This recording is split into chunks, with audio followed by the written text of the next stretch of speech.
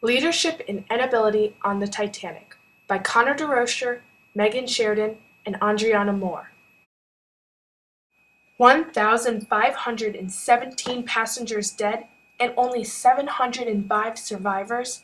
So how did the Titanic end up at the bottom of the Atlantic Ocean? On the night of April 15, 1912, the practically unsinkable RMS Titanic struck an iceberg and sank deep into the Atlantic Ocean. Poor leadership, the weather, and poor construction in the Titanic are contributing factors that led to the death of 1,517 passengers. This event left an incredible mark on history and showed us what good and bad leadership really means. The Titanic, built by White Star Line, weighed 46,328.57 tons, was 882 feet 9 inches long, and cost $7.5 million to make. Along with the luxurious cabins and dining space, the Titanic was also equipped with 15 watertight doors and 16 watertight bulkheads, which made it practically unsinkable. Many people paid thousands of dollars to come onto the Titanic. Titanic's captain, Edward John Smith, had experience being a captain on many ships. It was obvious he was trusting his experience at sea to get the Titanic across the ocean because he stated, "When anyone asks me how I can best describe my experience in 40 years at sea, I merely say uneventful. Of course, there have been winter gales and storms and fog and like, but in all my experience, I have never been in any accident of any sort worth speaking about." At age 62, he was appointed captain of the Titanic. Shortly before being appointed, Smith noted, "The Olympic is unsinkable, and Titanic will be the same when she is put into commission. Either of these two vessels should be cut in halves, and each half should remain afloat almost indefinitely." Captain Smith trusted the Titanic with his life, but was the Titanic to be trusted? The Titanic left Southampton, England on Wednesday, April 10, 1912. The first days went by undisturbed, especially Sunday, which had been a peaceful day, but later in the night the Titanic was warned of cold weather. In the radio office, warnings of ice ahead were sent by other ships, such as the Mesaba, Baltic, America, Californian, and Antillean. Not all of these messages were delivered to the captain. Around 5:50 p.m., Captain had ordered an alteration of the course to south 86 degrees to avoid icebergs west, but this wasn't enough. At 11:39, an iceberg was spotted straight ahead. Despite efforts to turn the boat, the massive liner collided with the iceberg at 11:40. Without having damage report yet, Captain Smith ordered the ship to go half ahead. He later found out that most of the damage had been to the lowest level of the ship, cargo holds.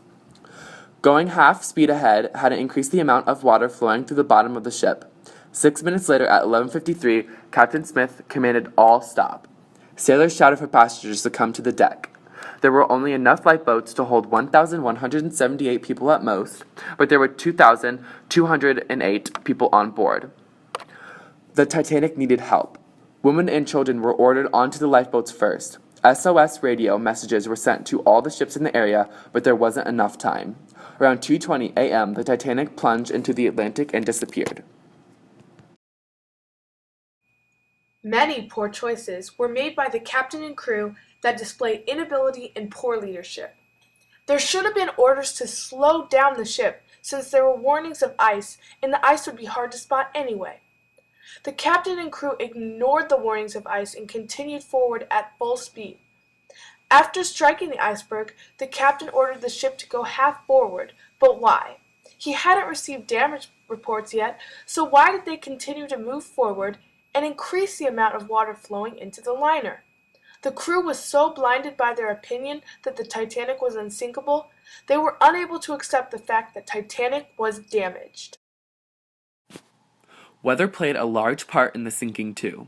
When the Titanic left from Southampton, the temperature was around 50 to negative 60 degrees Fahrenheit.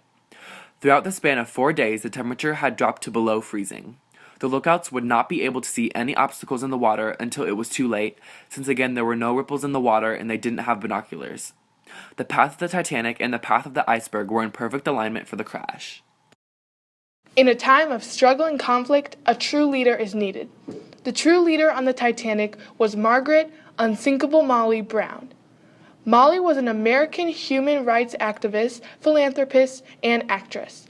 In 1908, Molly and her daughter embarked on a trip to Egypt, Rome, and Paris. She received news that her grandson was ill, so she booked a trip back home on the Titanic. After the tragic accident, Molly was aware that many people had lost their family and belongings. She rallied first-class passengers to donate to less fortunate passengers.